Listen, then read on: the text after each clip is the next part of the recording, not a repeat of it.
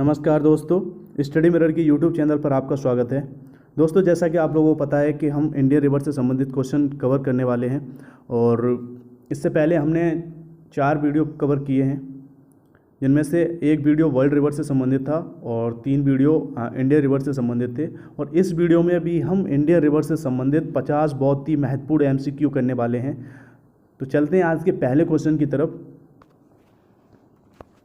पहला क्वेश्चन है कि बिहार में बहने वाली नदियों में किसका उद्गम अमरकंटक में है। 4 ऑप्शन है आपके सामने, कोयल, सोन, पुनपुन, कारो। इनमें से कौन सी नदी है जिसका ओरिजिन अमरकंटक से है और वो बिहार में बहती है?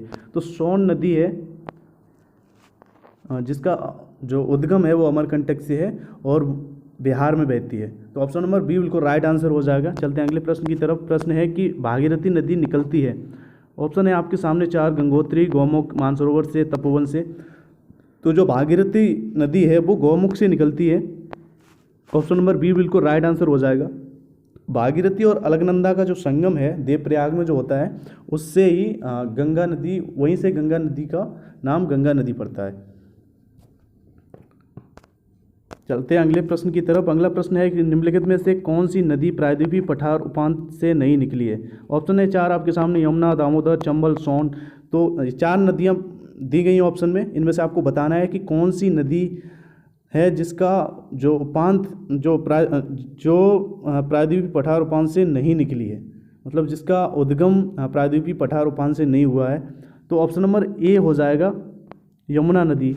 इसका ओरिजिन प्रायद्वीपीय पठार उपांत से नहीं हुआ है, जबकि यमुना नदी यमुनोत्री से निकलती है। तो ऑप्शन नंबर ए बिल्कुल राइट आंसर हो जाएगा। चलते हैं अगले प्रश्न की तरफ। प्रश्न है कि दामोदर नदी को बंगाल का शोक क्यों कहा जाता है। 4 ऑप्शन है आपके सामने। ऑप्शन नंबर ए, इसमें प्रायः तबाही मचाने वाली बाढ़ आती है, या फिर इससे अधिकतम मृदा अपरदन होता है, या कहें तो इससे इनके खतरनाक झरने बन जाते हैं, या फिर यह 12मासी नदी नहीं है। 4 ऑप्शन में से आपको ऑप्शन बताना है कि बंगाल का शोक दामोदर नदी को किस वजह से कहा जाता है। तो ऑप्शन नंबर ए बिल्कुल राइट हो जाएगा, क्योंकि इसमें प्रायः जो तबाही मचाने वाली बाढ़ आती हैं, इसके कारण ही दामोदर नदी को बंगाल का शोक कहा जाता है। तो ऑप्शन नंबर ए बिल्कुल राइट आंसर है। चलते हैं अगले क्वेश्चन की तरफ। क्वेश्चन है कि भारत और नेपाल का संयुक्त नदी घाटी उद्गम क्या है। तो 4 ऑप्शन आपको दिख रहे हैं, गोमती, चंबल, दामोदर, कोसी। इनमें से पूछा है कि कौन सी मतलब नदी का जो संयुक्त नदी घाटी उद्गम भारत और नेपाल का है। तो कोसी नदी है जो कि भारत और नेपाल में बहती है, और कोसी नदी जो कि बिहार का शोक भी कहलाती है। तो ऑप्शन नंबर डी बिल्कुल राइट आंसर हो जाएगा।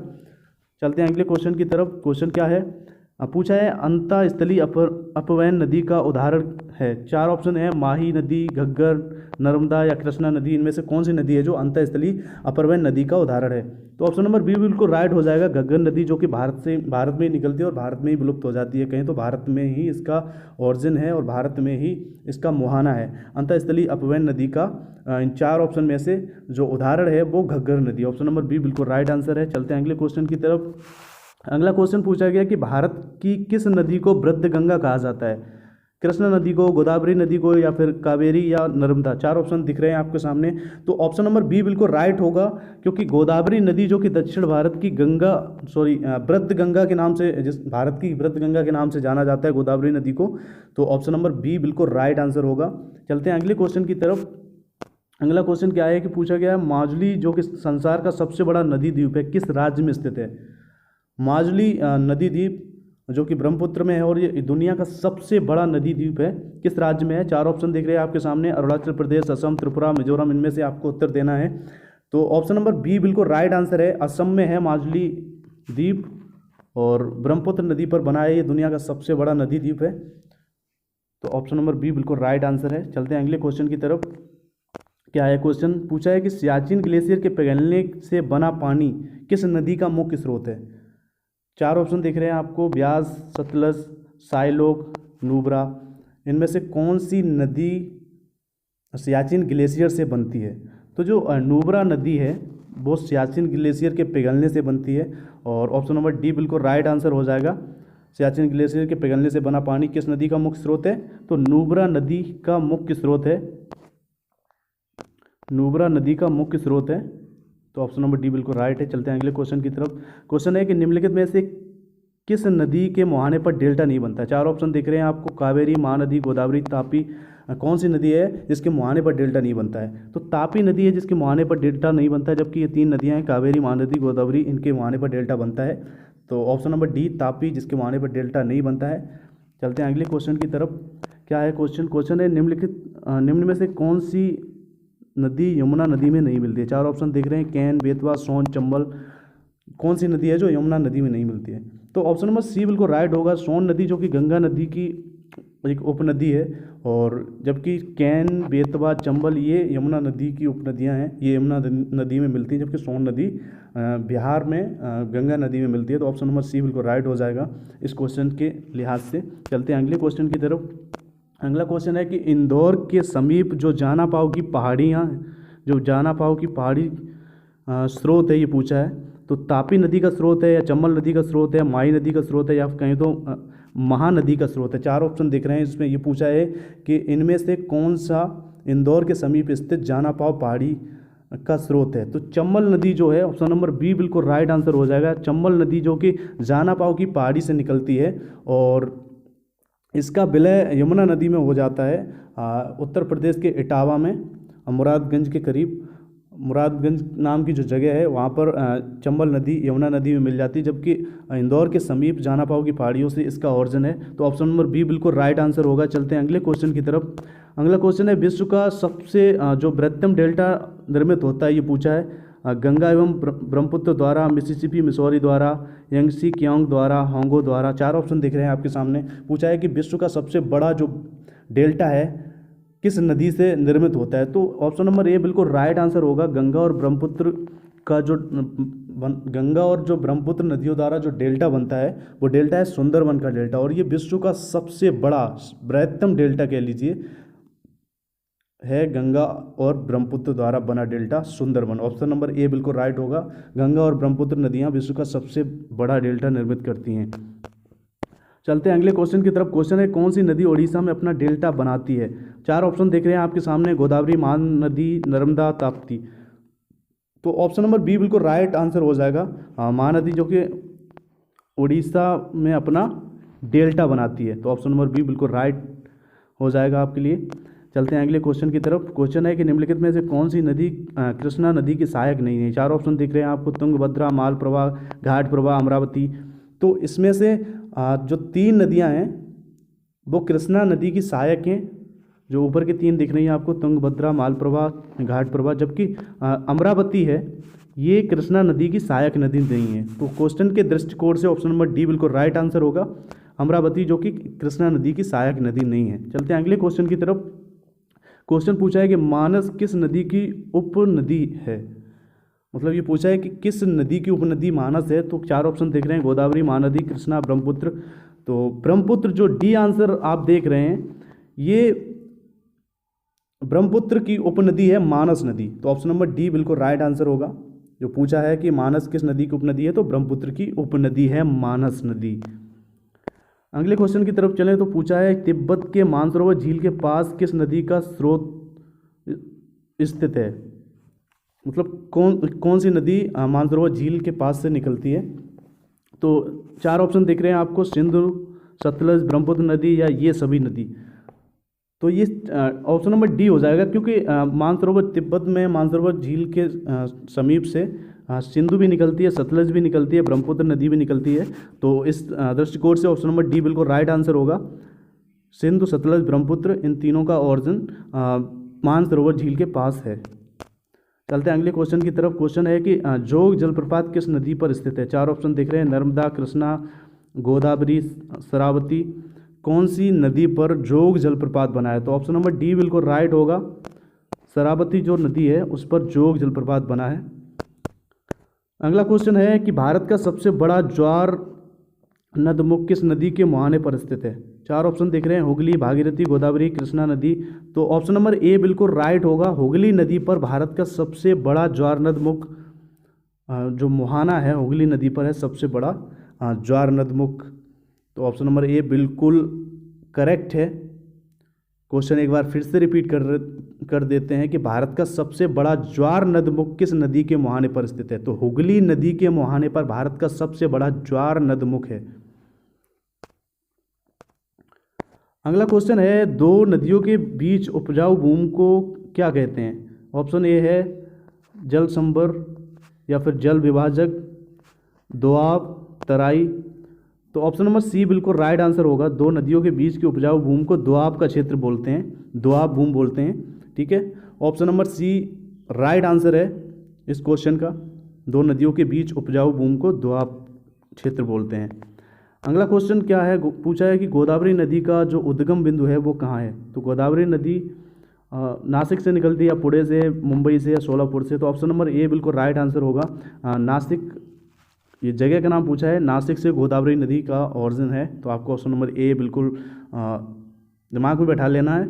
ऑप्शन नंबर ए जो कि गोदावरी नदी का उद्गम बिंदु है। ऑप्शन नंबर ए क्या है?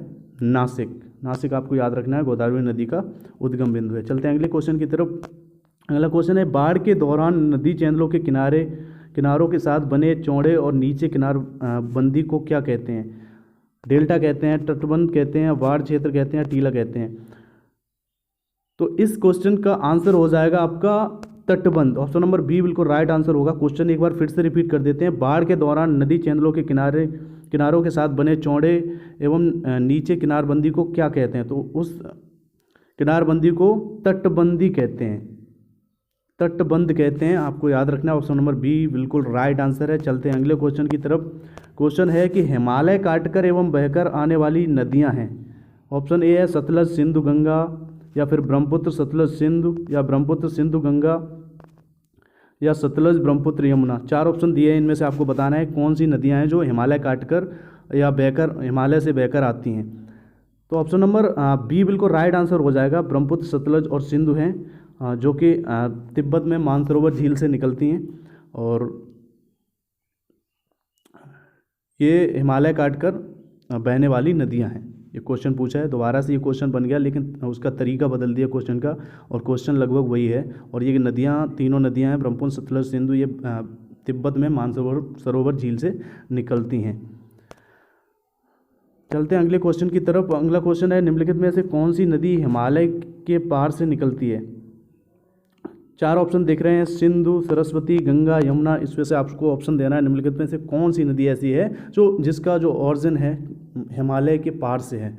तो आपको अभी हमने बताया सिंधु, सतलज, और ये क्वेश्चन अभी हमने कवर किया, हिमालय काटकर बहने वाली नदियाँ कौन सी हैं। ऑप्शन नंबर बी था ब्रह्मपुत्र, सतलज, सिंधु। तो तीन नदियाँ आपको याद रखनी है जो कि हिमालय के पार से बहकर आती हैं, और यही क्वेश्चन बन गया। ये क्वेश्चन पूछा गया है कि निम्नलिखित में से कौन सी नदी हिमालय के पार से निकलती है। तो ऑप्शन में आप चार ऑप्शन देख रहे हैं, जिसमें से सिंधु है जो कि हिमालय के पार से निकलती है। तो ऑप्शन नंबर ए बिल्कुल राइट आंसर है। चलते हैं अगले क्वेश्चन की तरफ। क्वेश्चन है, प्रायद्वीपीय भारत की सबसे लंबी नदी कौन सी है? नर्मदा, गोदावरी, महानदी, कावेरी। इनमें से आपको बताना है कि प्रायद्वीपीय भारत की सबसे लंबी नदी कौन सी है। तो ऑप्शन नंबर बी जो कि गोदावरी है बिल्कुल राइट आंसर है। ये प्रायद्वीपीय भारत की सबसे लंबी नदी है गोदावरी। और अगर ये पूछा जाए कि भारत की सबसे लंबी नदी, तो आपको गंगा याद रखना है। और अगर क्वेश्चन ये पूछा जाए कि भारत में बहने वाली सबसे लंबी नदी, तो आपको इंडस याद रखना है। उसके बाद ब्रह्मपुत्र का नाम आता है। जो सिंधु नदी है वो आपको याद रखनी है, जबकि भारत की सबसे लंबी नदी गंगा नदी है। और इस क्वेश्चन में पूछा है कि प्रायद्वीपीय भारत की सबसे लंबी नदी कौन सी है, तो गोदावरी आपको याद रखना। ऑप्शन नंबर बी बिल्कुल राइट आंसर है। चलते हैं अगले क्वेश्चन की तरफ। अगला क्वेश्चन क्या पूछा गया है कि भारत में सबसे बड़ा नदी मुख किस नदी के मुख पर है? चार ऑप्शन दिख रहे हैं आपको, गोदावरी, कृष्णा, भागीरथी, हुगली। तो आपको बताना है सबसे बड़ा नदी मुख किस नदी के मुख पर है। ये क्वेश्चन दोबारा से रिपीट हो गया, इसका थोड़ा तरीका बदल गया, क्वेश्चन वही है। ये क्वेश्चन पूछा जा चुका है, अभी हम कवर कर चुके हैं कुछ क्वेश्चन पहले, कि भारत में सबसे बड़ा नदी मुख किस नदी के मुख पर है। तो ये हुगली नदी के मुख पर है, आपको याद रखना है, हुगली नदी के मुख पर है। ऑप्शन नंबर डी बिल्कुल राइट आंसर हो जाएगा। भारत का सबसे बड़ा नदी मुख हुगली नदी के मुख पर है। अगले क्वेश्चन की तरफ चलें तो अगला क्वेश्चन पूछा गया है, निम्नलिखित में से कौन सी नदी का उद्गम भारत में नहीं है? चार ऑप्शन दिख रहे हैं, कावेरी, नर्मदा, ब्रह्मपुत्र या गंगा। इनमें से कौन सी नदी है जिसका और जो उद्गम है वो भारत में नहीं है? तो ब्रह्मपुत्र नदी है जिसका उद्गम भारत में नहीं है, ब्रह्मपुत्र नदी जिसका उद्गम भारत में नहीं है, आपको याद रखना है। जबकि ये तीनों नदियाँ, इनका ओरिजिन भारत में ही है। ब्रह्मपुत्र तिब्बत के मानसरोवर झील से होकर आती है, कहें तो हिमालय को काट कर आती है। क्वेश्चन अभी थोड़ी देर पहले कवर किया है। तो ब्रह्मपुत्र नदी है जिसका उद्गम भारत में नहीं है। चलते हैं अगले क्वेश्चन की तरफ। क्वेश्चन है कि निम्न में से कौन सी नदी दक्षिण से उत्तर की ओर बहती है। तो कहें तो नीचे से ऊपर की तरफ कौन सी नदी जाती है। चार ऑप्शन दिख रहे हैं, कृष्णा, कावेरी, सोन, गोदावरी। तो सोन नदी है जो कि दक्षिण से उत्तर की ओर बहती है। तो ऑप्शन नंबर सी बिल्कुल राइट आंसर हो जाएगा। चलते हैं अगले क्वेश्चन की तरफ। क्वेश्चन है निम्नलिखित में से भारत की निम्नलिखित नदियों में से किसे जैविक मरुस्थल कहते हैं। चार ऑप्शन दिख रहे हैं, नोयाल, दामोदर, भिवानी, भदार। इनमें से कौन सी नदी है जिसको भारत का जैविक मरुस्थल कहते हैं। तो दामोदर नदी है जो कि भारत का जैविक मरुस्थल कहलाती है, और ऑप्शन नंबर बी बिल्कुल राइट आंसर हो जाएगा। दामोदर आपको याद रखना है। चलते हैं अगले क्वेश्चन की तरफ। क्वेश्चन है कि भारतीय मरुस्थल की सबसे महत्वपूर्ण नदी कौन सी है। लूनी, नर्मदा, कृष्णा या फिर ब्यास। चार ऑप्शन दिख रहे हैं, इनमें से आपको बताना है भारतीय मरुस्थल की सबसे महत्वपूर्ण नदी कौन सी है। तो लूनी नदी है जो कि भारतीय मरुस्थल की सबसे महत्वपूर्ण नदी है, और ये राजस्थान में बहती है, और राजस्थान से होते हुए ये कच्छ की खाड़ी में विलुप्त हो जाती है। ठीक है, भारतीय मरुस्थल की एक महत्वपूर्ण नदी है लूनी नदी। ये कहें तो अंतर्देशीय नदी है लूनी नदी, जो कि कच्छ की खाड़ी में विलुप्त हो जाती है, और राजस्थान मतलब मरुस्थली क्षेत्र में बहने वाली नदी है। ऑप्शन नंबर ए लूनी बिल्कुल राइट आंसर है। चलते हैं अगले क्वेश्चन की तरफ। क्वेश्चन है कि भारत में सबसे ऊंची ज्वार भित्ति वाली नदी कौन सी है, पूछा गया है। तो भारत में सबसे ऊंची ज्वार भित्ति वाली नदी, चार ऑप्शन दिख रहे हैं, कावेरी, महानदी, हुगली, कृष्णा। तो आपको हुगली याद रखना है, जो कि भारत में सबसे ऊंची ज्वार भित्ति वाली नदी है। ऑप्शन नंबर सी बिल्कुल राइट होगा, हुगली नदी। चलते हैं अगले प्रश्न की तरफ। क्या है प्रश्न, नदी की तरोड़ावस्था में कौन सी प्रक्रिया होती है। ऑप्शन दिख रहे हैं आपको चार, घाटी का चौड़ा करना, या फिर नदी का कायाकल्प करना, या फिर कहें घाटी को गहरा करना, या टेढ़े मेढ़े बहना। ये नदी की तरोड़ावस्था में प्रक्रिया होती है। ये चार ऑप्शन दिख रहे हैं, आपको बताना है कौन सी प्रक्रिया होती है नदी की तरोड़ावस्था में। तो ऑप्शन नंबर सी बिल्कुल राइट आंसर हो जाएगा।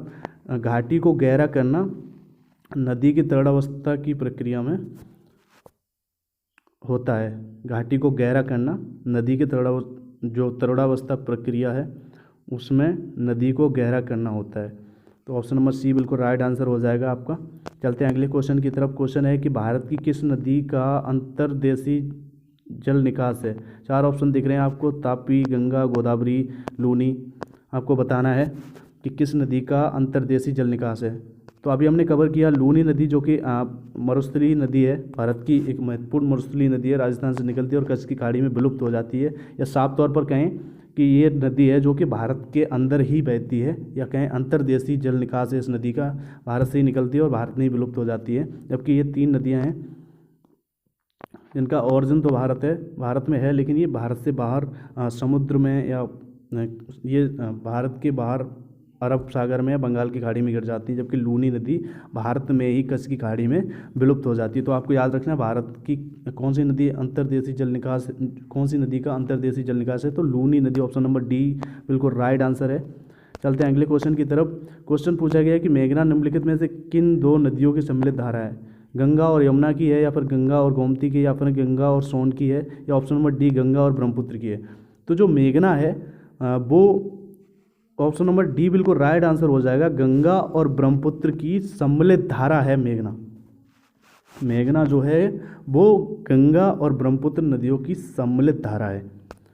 चलते हैं अगले क्वेश्चन की तरफ। क्वेश्चन क्या है, ब्रह्मपुत्र नदी निम्नलिखित में से किस हिमनद से निकलती है। चार ऑप्शन देख रहे हैं, सियाचिन से निकलती है, गंगोत्री से, या यमुनोत्री से, या चेमायोंगडोंग से निकलती है। तो ऑप्शन नंबर डी बिल्कुल राइट आंसर होगा। जो ब्रह्मपुत्र निकलती है वो चेमायोंगडोंग से निकलती है, चेमायोंगडोंग हिमनद से निकलती है, और ये मानसरोवर जो क्षेत्र है वहाँ पर स्थित है, वहीं पर स्थित है ये हिमनद। और अभी क्वेश्चन हमने कवर किए, सिंधु, ब्रह्मपुत्र, ये नदियाँ हिमालय को पार करके आती हैं।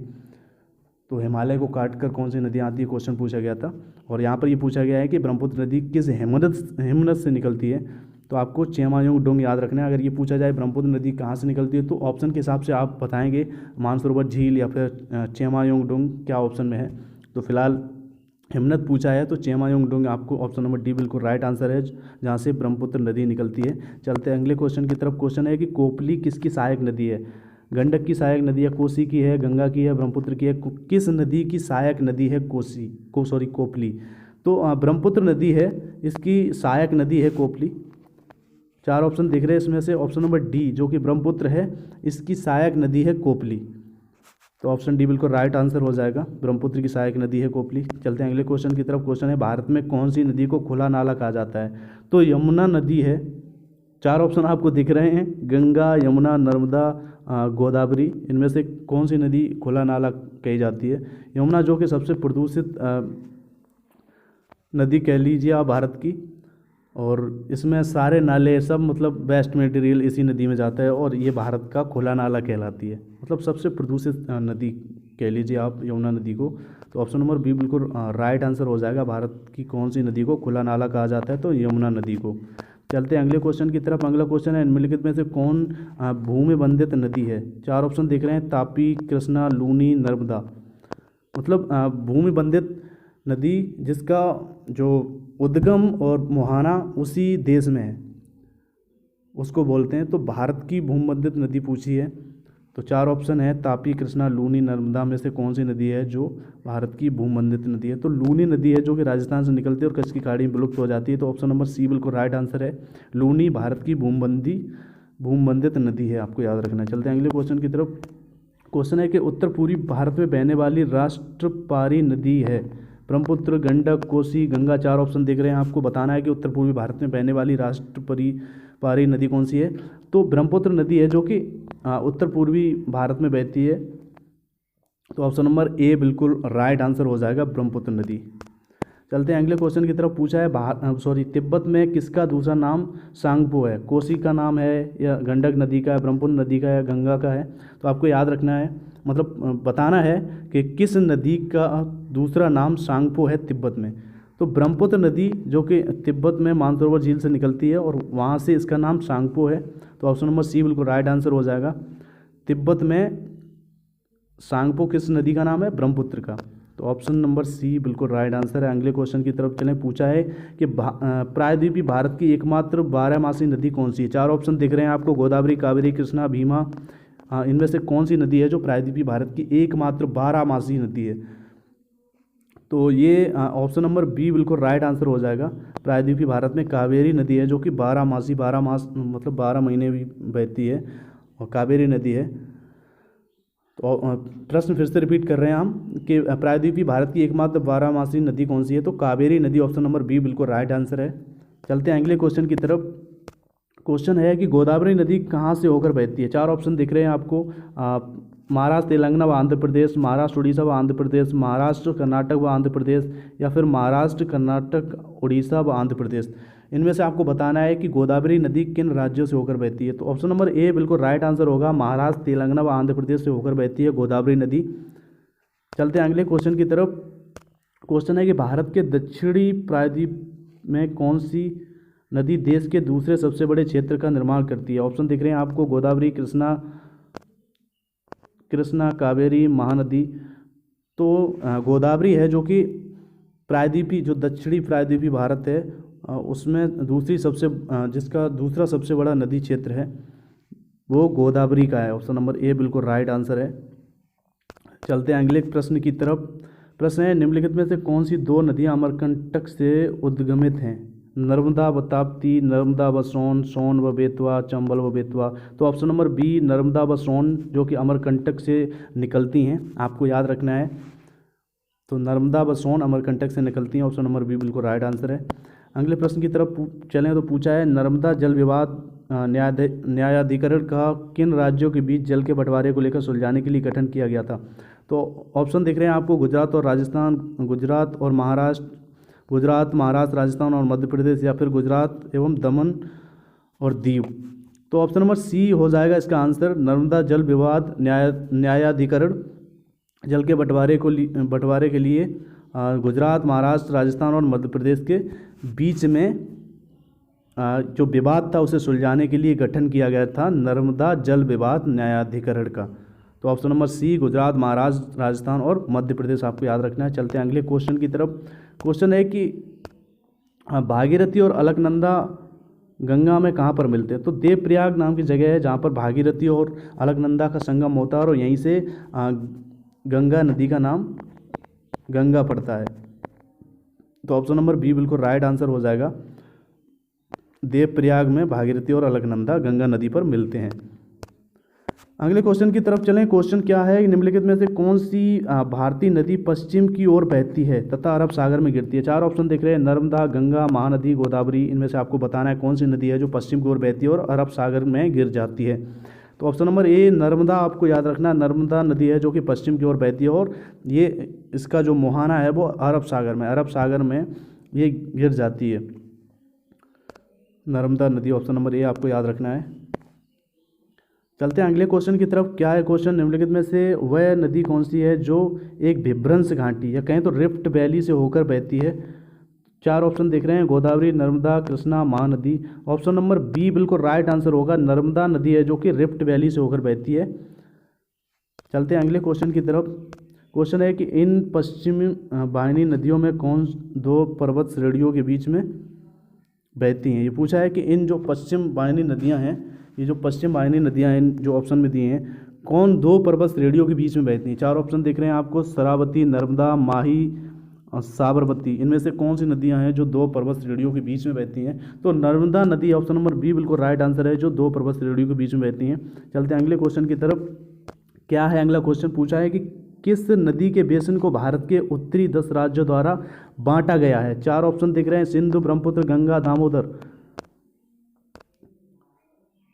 सिंधु, ब्रह्मपुत्र, गंगा, दामोदर, इनमें से किस नदी बेसिन को भारत के उत्तरी 10 राज्यों द्वारा बांटा गया। तो गंगा नदी बेसिन को, ऑप्शन नंबर सी बिल्कुल राइट आंसर हो जाएगा, गंगा नदी बेसिन को उत्तरी 10 राज्यों द्वारा बांटा गया है। अगला प्रश्न क्या है, तो दोस्तों ये हमने 50 बहुत ही महत्वपूर्ण क्वेश्चन और काफ़ी जल्दी कवर किए। हम डीप में इसलिए नहीं ले गए, काफ़ी लंबा वीडियो हो जाता क्योंकि क्विक क्वेश्चंस की सीरीज चल रही है, तो इसमें सिर्फ और सिर्फ क्वेश्चन कवर होंगे। और अगर आपको बताना है इस वीडियो को देखने के बाद आपको ये क्वेश्चन कैसे लगे, पसंद आए तो आप वीडियो ज़रूर लाइक कीजिए। अगर मेरा तरीका ज़रा सा भी पसंद आया तो लाइक करिए, और नहीं पसंद आया तो डिसलाइक करिए, कोई प्रॉब्लम नहीं है। और अपनी प्रतिक्रियाएँ कमेंट बॉक्स में ज़रूर दीजिए। अगर पहली बार आप चैनल पर आए हैं और आपको लगता है इस तरह के वीडियो आपको फ़ायदा दे सकते हैं तो आप चैनल को सब्सक्राइब ज़रूर कीजिए और ज़्यादा से ज़्यादा दोस्तों को इस चैनल तक लेकर आइए। उम्मीद करता हूँ आपको ये सेशन अच्छा लगा होगा। मिलते हैं अगले वीडियो में किसी नए टॉपिक के साथ, और जियोग्राफी से संबंधित ही होगा वो टॉपिक। तो फिलहाल अपनी प्रतिक्रियाएँ दीजिए यहाँ पर।